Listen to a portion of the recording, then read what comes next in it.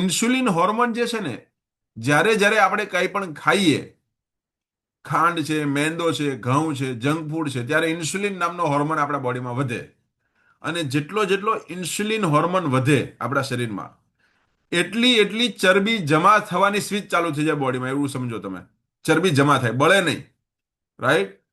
તો શરીરમાં ઇન્સ્યુલિન હોર્મોનની હાજરીમાં ચરબી જમા થશે અને બેલી ફેટ વધશે.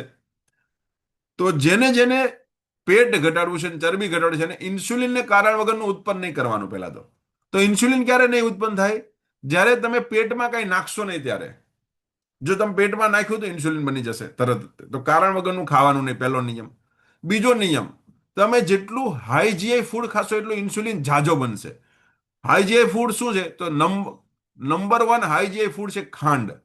તો જેટલી ખાંડવાળી વસ્તુ ખાશો, બોડીમાં ધમાકો થશે ઇન્સ્યુલિનનો, અને જેટલો ઇન્સ્યુલિન બનશે એટલી જ ચરબી જમા થશે બોડીમાં. આ નિયમ છે. તો ભારત દેશમાં કેમ બધાના પેટ વધે છે?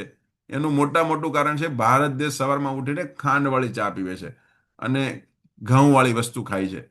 એટલે એ બધું હાઈ જીઆઈ છે. એટલા માટે લોકોના વજન, પેટ ઝડપથી વધે છે. તો ઇન્સ્યુલિન ન બનવા દેવું કારણ વગરનું.